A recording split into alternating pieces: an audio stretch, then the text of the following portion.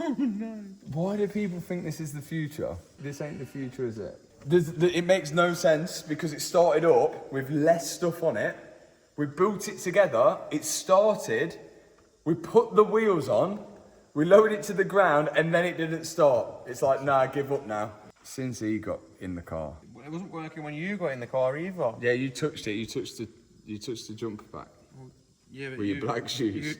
You don't like black shoes, so this car's black, it's wearing black shoes, yet don't like you. I think it's to do with the door being off. Can we all have a look at it from the side? Because now it's gone to normal height.